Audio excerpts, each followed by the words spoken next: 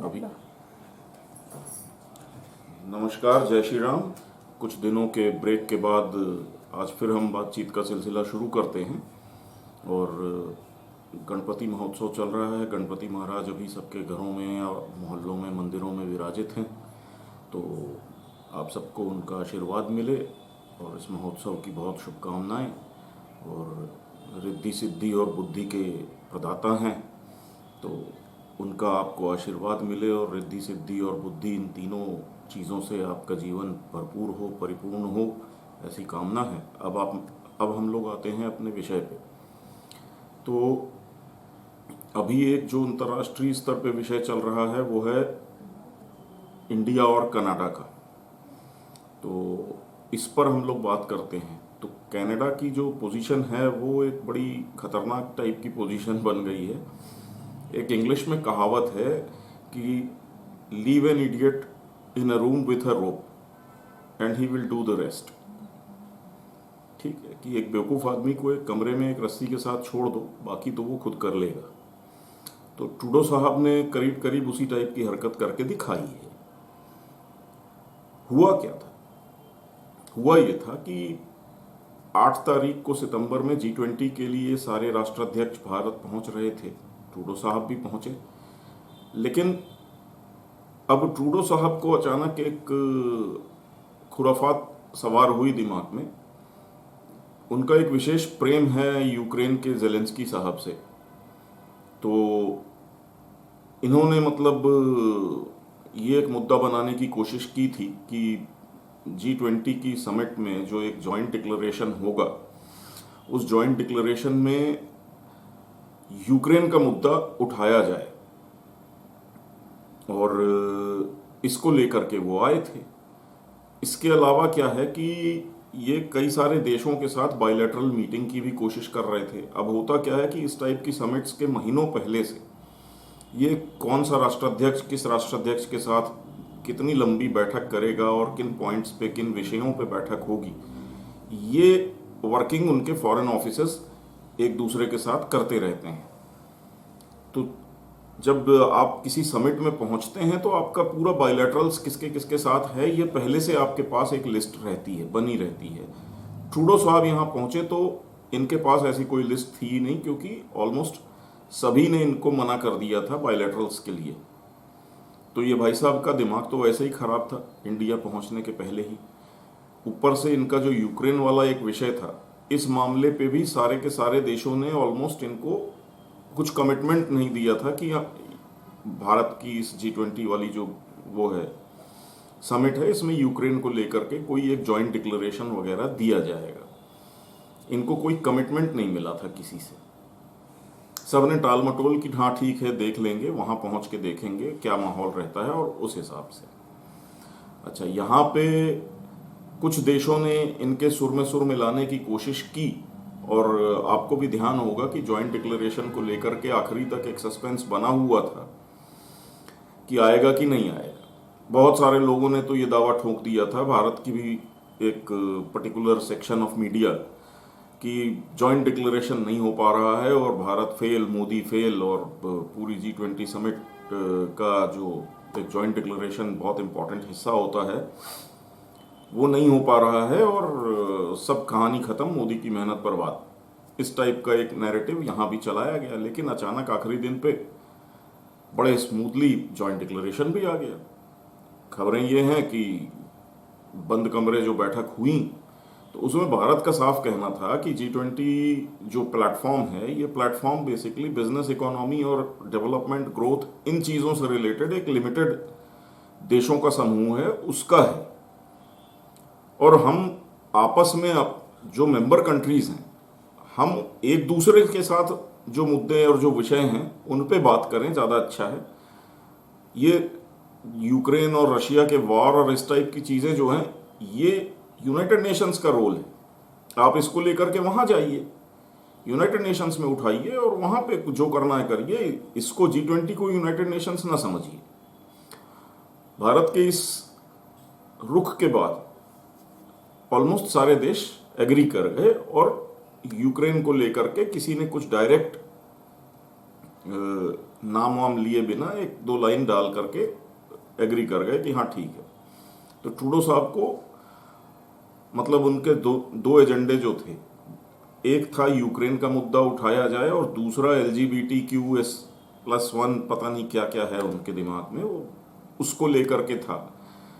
ये दोनों विषयों पे भारत ने बहुत ज़्यादा इनको कुछ भाव दिया नहीं, और इनको बिडेन साहब से, इनको ऋषि सुनक से, इनको एल्बनीज साहब से ऑस्ट्रेलिया के सबसे बाइलैटरल्स करनी थी। वो भी इनको ना वहाँ पहले उन लोगों ने कमिट किया आने के पहले, और ना यहाँ पहुँचने के बाद किसी ने इनको समय दिया।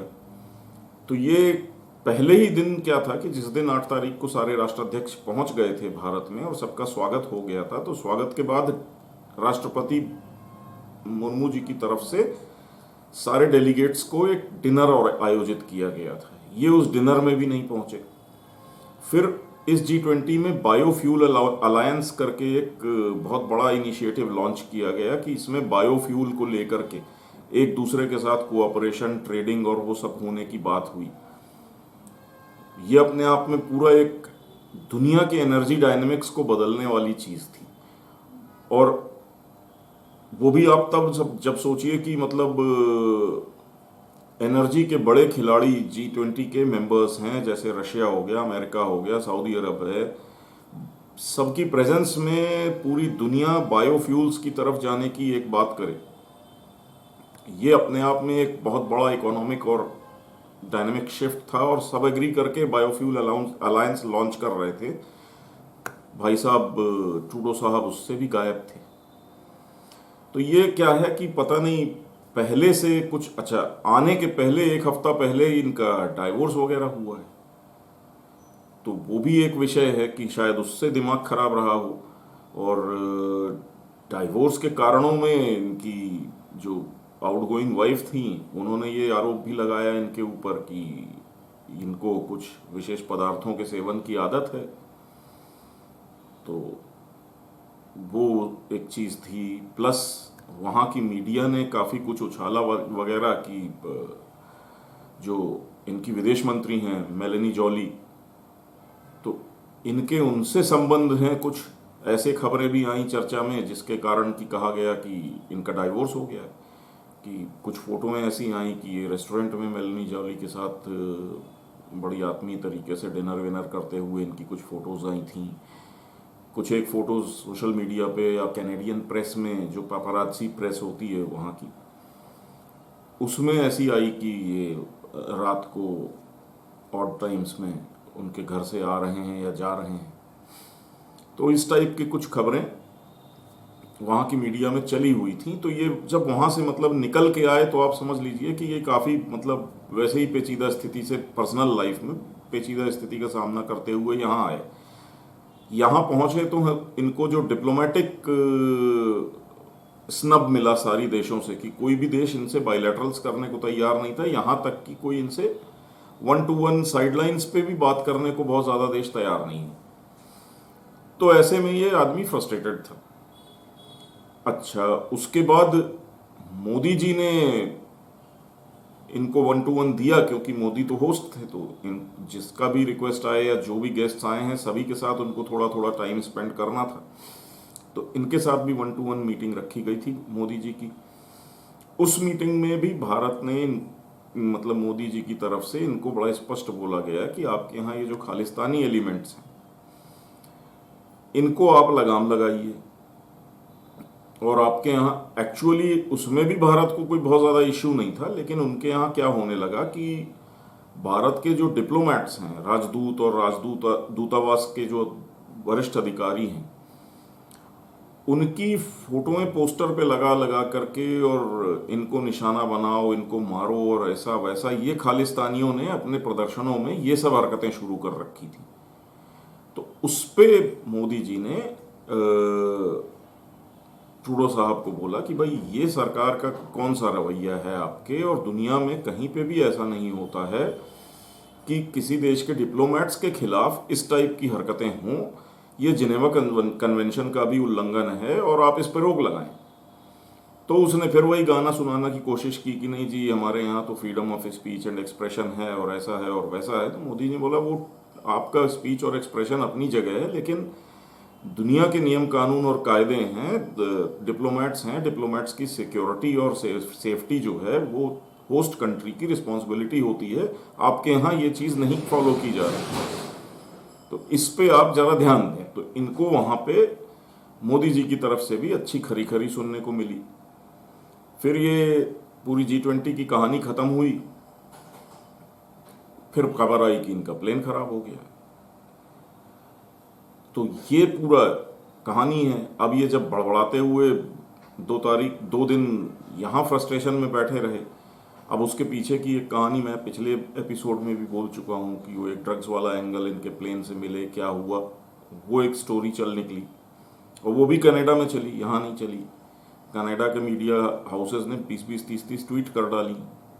तो वहाँ पे एक ये मुद्दा खड़ा हो गया कि इनको डिटेन किया गया, इनके प्लेन को डिटेन किया गया, इसलिए ये बैठे हैं इंडिया में 2 दिन से, ये है वो है, दुनिया भर की कहानी। अब जो भी है उसमें भगवान ही जानता है। अब हुआ ये कि भाई साहब वहाँ लौट करके पहुँचे और पहुँचने के बाद इन्होंने जो वहाँ के मीडिया में बैकलैश फेस किया, मतलब इनके जो मेन अपोजिशन पार्टी के नेता हैं उन्होंने स्टेटमेंट दे दी कि आज तक की हिस्ट्री में मतलब किसी कैनेडियन प्रेसिडेंट प्राइम मिनिस्टर की इतनी अंतर्राष्ट्रीय बेइज्जती नहीं हुई जितनी इन्होंने करवा ली। वहाँ की मीडिया जो है उसने इनकी धज्जियाँ उड़ानी शुरू कर दी कि मतलब 2 पैसे की इज्जत नहीं है, ऐसा है वैसा है। तो और इनको पूरी खुन्नस निकालनी थी इंडिया से, तो इन्होंने वो एक हरदीप सिंह निज्जर वाला मामला जो है उठा लिया। अब जो मैंने आपको शुरुआत में बोला था कि जो एक कहावत है कि leave an idiot with a rope in a room and he will do the rest, तो इन्होंने जो मोदी जी ने इनको बोला था कि ये आप खालिस्तानियों को कंट्रोल में करिए, वैसा करिए, ये भाई साहब ने ये हरदीप सिंह निज्जर वाला मामला अंतर्राष्ट्रीय स्तर का बना करके बिल्कुल भारत का काम कर दिया। कैसे? अब पूरी डिबेट इस बात पे हो रही है कि हरदीप सिंह निज्जर था कौन। अब हरदीप सिंह निज्जर की कहानी जब सामने आ रही है तो पता चला अभी 2 दिन पहले अमेरिका ने शायद लीक कर दिया या लीक करवा दिया गया, जैसा भी है, कि वो तो अमेरिका की भी नो फ्लाई लिस्ट में था। कि मतलब अमेरिका के एयरपोर्ट्स पे एक लिस्ट होती है कि कौन से लोग जो हैं दुनिया भर के जो किसी एक प्लेन में नहीं पाए जाने चाहिए, और ये वो लोग होते हैं जो बेसिकली इंटरनेशनल क्रिमिनल्स या टेररिस्ट या इस टाइप के लोग होते हैं जो थ्रेट्स होते हैं। तो उनकी एक नो फ्लाई लिस्ट रहती है, अमेरिका की कॉन्फिडेंशियल लिस्ट रहती है जो कि हर एयरपोर्ट पे रहती है। जैसे ही पासपोर्ट की डिटेल एंट्री की जाती है वो कंप्यूटर अपने आप चेक करता है और फ्लैग कर देता है कि भाई ये आदमी तो नो फ्लाई लिस्ट में है, उसको तुरंत फ्लाइट से हटा दिया जाता है। तो हरदीप सिंह निज्जर साहब अमेरिका की नो फ्लाई लिस्ट में पाए गए। तो अब सवाल अमेरिका से पूछा जा रहा है कि भाई साहब ये अगर इतने साधु संत थे तो ये आपकी नो फ्लाई लिस्ट में क्यों थे अमेरिका की? अच्छा, हुआ ये कि इन्होंने बौखलाहट में अभी जो ये ट्रूडो साहब की बयानबाजी के बाद की कहानियां जो चल रही हैं उसका मैं बता रहा हूं। तो कनाडा की तरफ से बात आई कि वो जी हमको तो इंटेलिजेंस अमेरिका ने दी थी। अमेरिका ने साफ बोला कि भाई ठीक है हमने इंटेलिजेंस दी थी, लेकिन जो भी फोन वोन की टैपिंग और रिकॉर्डिंग की वो कनेडियंस ने खुद की। हमने तो बस इतना बोला था कि शायद इंडिया के डिप्लोमेटिक सर्कल्स में ये निज्जर को निपटाने की कुछ हो रही होगी बातचीत, ऐसा कुछ हमने उनको हिंट किया था। तो इन्होंने जाकर के इंडिया के दूतावास के अधिकारियों के फोन टैप कर लिए। अमेरिका ने भी इन पे आरोप लगा दिया पलट के। अब हो क्या रहा है कि the shit has hit the fan. अब गंद फैलती जा रही है और जितनी फैल रही है वो ये खुद उसमें उलझते जा रहे हैं। अब दुनिया को इनको सब जवाब देना है। पहली चीज तो ये था कि इंडिया ने बोला भाई तुम सबूत दो कि हम इसमें शामिल हैं। लेकिन अब उससे आगे बढ़ के मामला ये हो गया कि अगर ये इंडिया का वांटेड क्रिमिनल और टेररिस्ट था, जिसको कि दसियों बार इंडिया इनसे मांग चुका था ऑफिशियली, जिसके ऊपर इंटरपोल का रेड कॉर्नर नोटिस था, सब कुछ था, ये आपके देश में क्या कर रहा था? अमेरिका से आपके इंटेलिजेंस रिलेशंस बहुत गहरे हैं, तो ये अमेरिका की नो फ्लाई लिस्ट में था। आपको ये नहीं पता था क्या कि आपका एक सिटीजन अमेरिका की नो फ्लाई लिस्ट में है? फिर खबर आई कि निज्जर के बेटे ने मीडिया से बात की और उसने ये कह दिया कि मतलब हफ्ते में 2 बार 3 बार तो हमारे पिताजी से मिलने कैनेडियन इंटेलिजेंस आती थी। अब फिर सवाल खड़ा हो गया कि भाई, तुम्हारी इंटेलिजेंस एजेंसी एक आतंकवादी से क्यों इतने प्यार से मिल रही थी? तो कनाडा के ऊपर एक के बाद एक अब खुलासे हो रहे हैं। इंडिया शांत बैठा है, इंडिया एक के बाद एक कदम उठा रहा है इनके खिलाफ।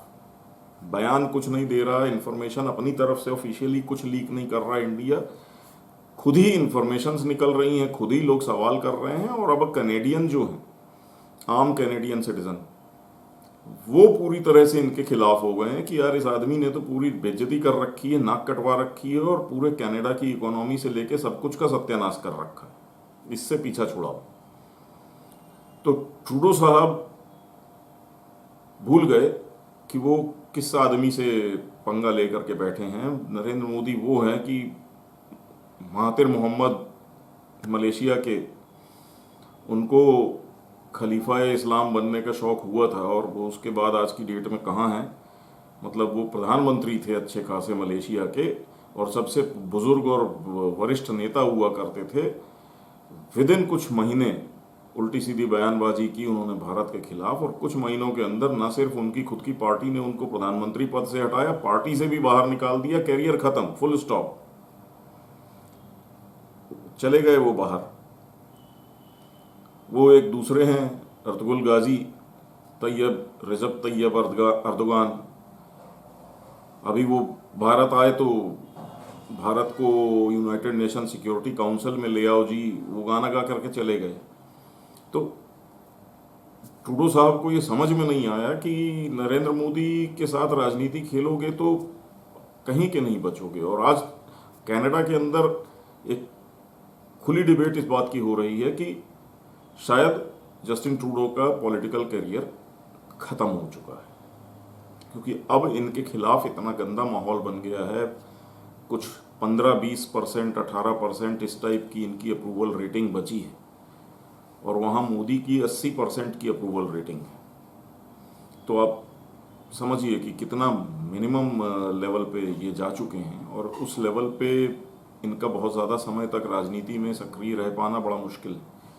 और 2025 में कनाडा में इलेक्शंस हैं, लेकिन बहुत से एनालिस्ट्स ये बोल रहे हैं कि 24 जो है 2024 उसमें ही कनाडा के इलेक्शंस हो जाएंगे। इनकी गवर्नमेंट अगले 4-6 महीने में गिरने के पूरे पूरे चांसेस हैं। तो ये थी कनाडा की कहानी।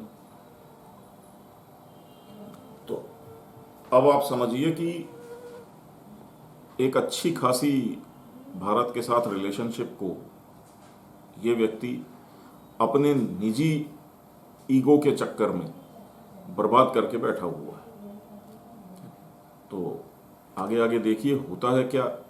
और इसमें एक एंगल जो मैं पिछले बार आपको रिकॉर्डिंग में मैंने बोला था कि डीप स्टेट की जब मैंने बात की थी, मैंने आपको बोला था कि 2-3 दिन आगे के देखिए होता है क्या। और मैंने उसमें आपको क्या बोला था कि डीप स्टेट अमेरिका में जो है वो 2 हिस्सों में बंट चुका है, ओवरऑल पूरी दुनिया में ही 2 हिस्सों में बंट चुका है। और अमेरिका के अंदर ये 2 हिस्से जो हैं, मैंने आपको बताया था कि 70-30 या 80-20 के रेशियो में बोल दीजिए आप। कुछ लोग तो बोलते हैं कि 95% और 5% है ताकत के लिहाज से। तो ये 5% या जो छोटा वाला तबका है डीप स्टेट का, ये जॉर्ज सोरोस और इस टाइप के लोगों का है, जिनके पास ये ह्यूमन राइट से लेकर के LGBTQ टाइप के उलझलूल एजेंडे होते हैं, नैरेटिव्स होते हैं, और वो दुनिया में उल्टी सीधी बातें फैलाते रहते हैं। बॉर्डर्स नहीं होने चाहिए, कल्चरल डिफरेंसेस नहीं होने चाहिए, सारी दुनिया एक जैसी होनी चाहिए, और इमिग्रेशन को खोल दो, बॉर्डरों को खोल दो। ये इस टाइप की उलझलूल हरकतें करने वाले लोग हैं। तो ये जॉर्ज सोरोस उसका मतलब एक फ्रंट फेस है।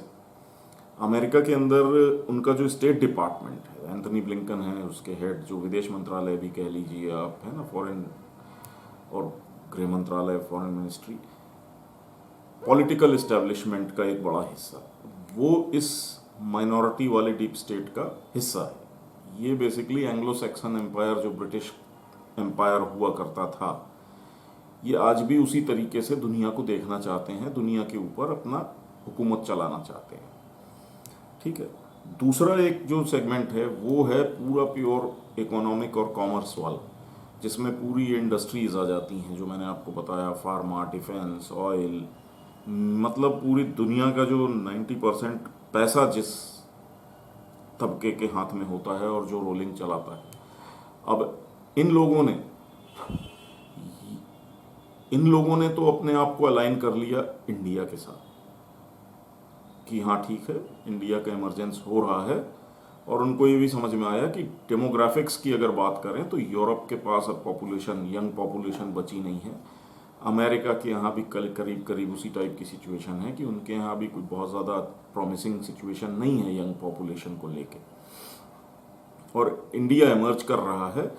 चाइना के ऊपर उन्होंने इन्वेस्ट किया था, लेकिन चाइना ने एक लेवल की ग्रोथ लेने के बाद दो तीन लेवल पे उन्होंने गलत हरकतें शुरू कर दी। पहली चीज, चाइना ने अपने फिगर्स और डेटा को फज करना शुरू कर दिया, अपनी जीडीपी को उल्टा सीधा रिपोर्ट किया, और अभी हाल में वो चीज मतलब सामने आ गई, जबकि 12-13 ट्रिलियन डॉलर की इकोनॉमी 2019 में थी चाइना की। उसके बाद सारी दुनिया में लॉकडाउन लगा, चाइना में भी भयंकर लॉकडाउन लगा, और उसके बावजूद उन्होंने, सारी दुनिया ने दिखा दिया कि हाँ भाई हमारी इकोनॉमी ठप्प है, हमारी ग्रोथ जीडीपी की जीरो है या जीरो से नीचे चली गई है। क्योंकि ऑब्वियसली जब सब लॉकडाउन है, काम नहीं हो रहा है, तो जीडीपी ग्रोथ कहाँ से होगी। चाइना ने 13-14 से उसको 17-18-19 ट्रिलियन डॉलर तक रिपोर्ट कर दिया 2019 से लेके 23 तक। तो वो वहां पे जाकर के फिर दुनिया के लिए मतलब एक आम आदमी के लिए भी एक सवाल खड़ा हो गया कि भाई जब सब जगह लॉकडाउन है, चाइना में भी लॉकडाउन है, हम लोगों की इकोनॉमी ठप्प है, तो ये चाइना वालों की कहां से ग्रो कर रही है। और जबकि सबको पता है कि चाइना का मेन धंधा है एक्सपोर्ट का। जब कोई चीज बिक नहीं रही, कोई चीज एक्सपोर्ट नहीं हो रही चाइना से, कहीं कोई इंपोर्ट नहीं हो रहा, पानी के जहाज नहीं चल रहे हैं समंदर में, तो तुम्हारी इकोनॉमी कैसे ग्रो हो रही है। तो वहां ये पकड़े गए चाइनीज, तो इनकी एक रिलायबिलिटी फैक्टर वहां। दूसरा, इनके ऊपर वो सीरियस एक आरोप लग गया कोविड वाला कि इनकी लैब में बना था, ऐसा था वैसा था, तो वो फैक्टर्स हो गए। अच्छा, अगला जो है वो ये था कि चाइना अचानक से एक मिलिट्री पावर अपने आप को प्रेजेंट करने लगा। और ठीक है, चलो इंडिया भी कर रहा है मिलिट्री प्रोजेक्शन, इंडिया भी कर रहा है, दुनिया भर में डिफेंस एक्सरसाइजेस करते हैं हम लोग, भारी भरकम हमारा एक्विजिशन चल रहा है वेपन्स का, नए वेपन्स का, और एक वीडियो में बनाऊंगा उसके ऊपर कि हम लोगों का क्या डिफेंस का प्रोजेक्शन है आगे फ्यूचर में। तो कर इंडिया भी रहा, लेकिन इंडिया एक रिस्पॉन्सिबल नेशन है, इंडिया किसी के लिए थ्रेट नहीं है। इंडिया ने जाकर के ये नहीं बोला कि श्रीलंका की ये ज़मीनें हमारी हैं, नेपाल के ये गांव हमारे हैं, भूटान का ये फॉरेस्ट हमारा है, या म्यांमार का ये मतलब ये जिला हमारा है। इस टाइप की दावेदारी हम लोगों ने ठोकनी नहीं शुरू कर दी चारों तरफ। और चाइना की समस्या ये है कि चाइना के हर किसी के साथ विवाद है, मतलब उनके 12 कंट्रीज के साथ बॉर्डर लगते हैं, 24 कंट्रीज के साथ उनके बॉर्डर डिस्प्यूट्स हैं। तो आप कल्पना कर सकते हैं, बॉर्डर डिस्प्यूट के नाम पे उनका डिस्प्यूट तो ऑस्ट्रेलिया से भी, जो मतलब सैकड़ों हजारों किलोमीटर दूर है उनसे, समंदर के उस पार, उस पर भी वो दावा ठोकते हैं कि ऑस्ट्रेलिया का एक हिस्सा हमारा है। तो चाइना ने ये हरकतें शुरू कर दी, साउथ चाइना सी में आइलैंड वाइलैंड बनाने शुरू कर दिए। तो वो अमेरिका को लगा कि यार ये तो मतलब कुछ गलत दिशा में जा रहे हैं। इन्होंने जो ग्रोथ इनको मिली, इकोनॉमिक ग्रोथ मिली, और पूरी दुनिया ने इनके साथ मिलकर काम किया, इन्होंने उस ग्रोथ का दुरुपयोग करना शुरू कर दिया है, और ये दुनिया के लिए खतरा बन चुके हैं। तो वहां से ये जो डीप स्टेट का हिस्सा है, अमेरिकन डीप स्टेट का, वो थोड़ा सा चाइना से एंटी टाइप का चलने लगा। लेकिन ये जो सोरोस वाला गैंग है, ये इसको चाइना बड़ा पसंद है, क्योंकि इनकी मानसिकता और चाइनीज मानसिकता कि हमको दुनिया पे राज करना है वो एक जैसी है। अच्छा, राज तो करना है, ताकत हमारे पास है नहीं फिजिकल, तो हम गंदे गंदे गेम्स खेल करके और वो सब करेंगे। तो वही हरकतें चाइना की हैं, वही हरकतें इस कबाल की हैं। प्रोपोगंडा करके, दंगे फसाद करवा के, उल्टे सीधे एनजीओज खड़े करके, ये करके अलग अलग कंट्रीज में हम खुराफात करेंगे। वही सोरोस करता है, वही चाइना करता है, ये इनका सबका प्लेबुक एक ही है। तो जो डिफेंस और फार्मा इंडस्ट्री है, जिसको कि आप डीप स्टेट का ए पार्ट कह लीजिए, तो ए पार्ट अलाइंड है इंडिया के साथ। ये बी टीम जो है या बी पार्ट जो है, ये अभी भी इंडिया के अगेंस्ट में चल रहा है। कनाडा के अंदर भी उस सिचुएशन में यही चीज़ देखने को मिली, जहां एंटनी ब्लिंकन का स्टेटमेंट आया कि इंडिया को कोऑपरेट करना चाहिए और जांच करनी चाहिए। मतलब इतनी बेवकूफ़ी वाली बात है कि आप मुझ पे आरोप लगा रहे हो कि मैंने फलाने की हत्या करवाई इंडिया के ऊपर, कनाडा आरोप लगा रहा है, और फिर आप बोल रहे हो कि हम आपको जांच में सहयोग करके ये साबित करवाएं कि हमने उसे मरवाया। तो ये तो गजब की स्थिति है। और आप बोल रहे हैं कि आपके पास सबूत है, तो पहले आप सबूत तो लाओ। तो सबूत भी वो उनके पास नहीं है, वो कह रहे हैं कि अपने खिलाफ आप ही सबूत ला के दो। तो इस स्तर की मूर्खता इन लोगों से एक्सपेक्टेड होती है, इन्होंने की। तो ब्लिंकन साहब का स्टेटमेंट आया, उसके बाद डिपार्टमेंट ऑफ डिफेंस की तरफ से काफ़ी कुछ स्टेटमेंट आए, जिसमें से कि अभी एक डिपार्टमेंट ऑफ डिफेंस के कोई रिटायर्ड वो हैं, ब्यूरोक्रेट हैं, उन्होंने तो यहाँ तक कह दिया कि कनाडा ने एक टेररिस्ट को हार्बर किया हुआ था और कनाडा को तो कायदे से ग्रे लिस्ट में डाल देना चाहिए FATF की। तो यहाँ एकदम से, जो मैंने आपको कल पिछले वाले वीडियो में बोला था कि अगले 2-3 दिन में आप देखिएगा तो ये जो डीप स्टेट के अंदर दो फाड़ हैं, यह आपको स्पष्ट दिखने शुरू हो जाएंगे और दिख रहे हैं कि अमेरिका की गवर्नमेंट का एक तबका जो है वो भारत के सपोर्ट में खड़ा है, और एक जो उनका विदेश विभाग वगैरह है और मीडिया का एक सेक्शन, वो अभी भी कनाडा को बचाने की कोशिश कर रहा है। इस पूरी सिचुएशन में कनाडा की हालत बहुत ख़राब है। Majority of the countries India का सपोर्ट करते दिख रहे हैं। कनाडा बद से बदतर वाली सिचुएशन में जा रहा है, और इंडिया दूसरी तरफ एक के बाद एक कनाडा के खिलाफ एक्शन लेता चला जा रहा है। मतलब अभी आप सोचिए कि कनाडा के कैनेडियन सिटीजन्स के लिए वीज़ा बंद कर दिया।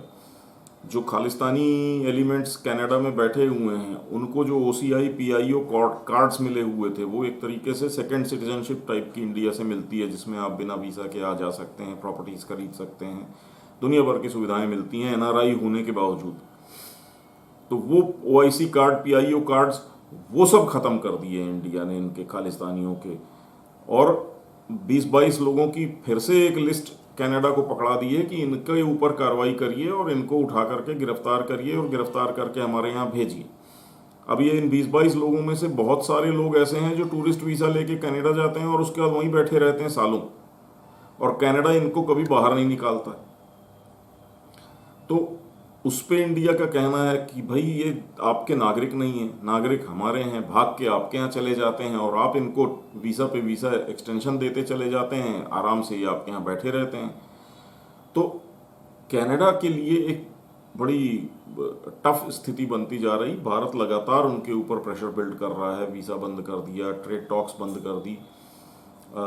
उसके बाद इनके यहाँ से क्या है, भारत दालें इंपोर्ट करता था मेनली, तो वो दालों का इंडिया ने अभी एक घोषणा कर दी कि अमेरिका से जो दालें आती थी उस पर इंडिया ने एक टैक्स लगा रखा था।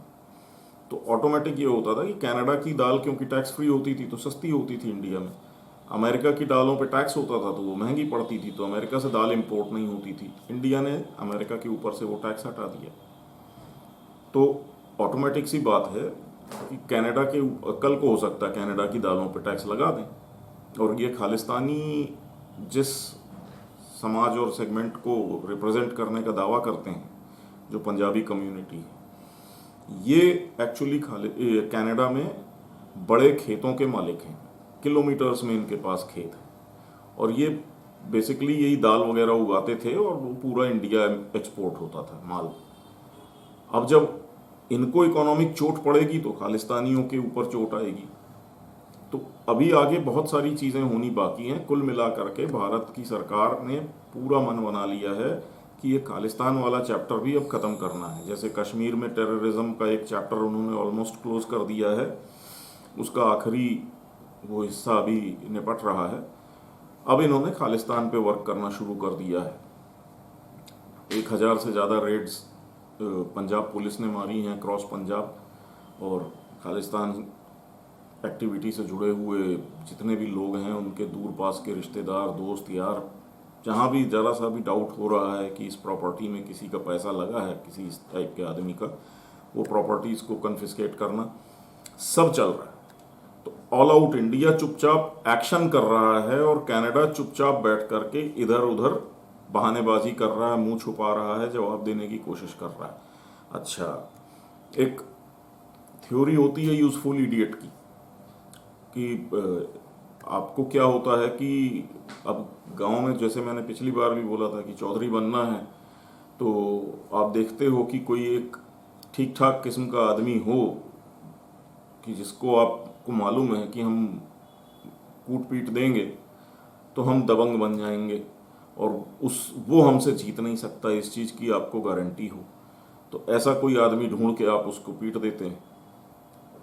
वही हालत कनाडा के साथ है कि जब भारत अभी इमर्ज कर रहा है पूरी डिप्लोमेसी में globally, as a military, as a economy, तो वो क्या कर रहा है कि वो उसको एक चाहिए था कोई, तो जैसे होता आ रहा है कि मतलब अमेरिका है वो अपना दबदबा कायम रखने के लिए कभी इराक पे बॉम्बिंग शुरू कर देता, कभी अफगानिस्तान पे शुरू कर देता। अभी रशिया ने अपना दबदबा बहुत सालों से, वो 90s के टूटने के बाद से रशिया काफ़ी बैकफुट में था, लोगों ने उसको भी फालतू का देश मानना शुरू कर दिया था, तो उसको वापस इमर्ज होना था दुनिया के नक्शे पे कि हम अभी भी पावरफुल और सुपर पावर टाइप के कंट्री हैं।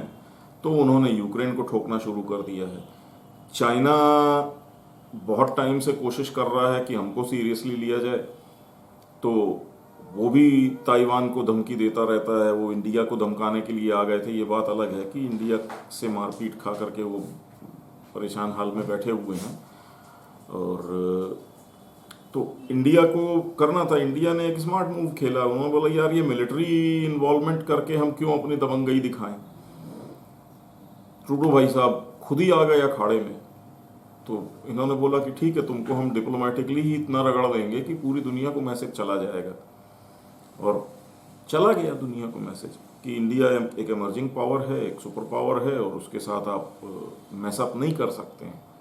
तो ये अभी तक का किस्सा था। कल हम लोग बात करेंगे थोड़ा सा और कुछ विषयों को लेकर के। तो आज के लिए काफ़ी, क्योंकि ये वीडियो काफ़ी लंबा हो गया है, तो अब बाकी की बातें कल करेंगे। ठीक है, चलिए, जय श्री राम, धन्यवाद।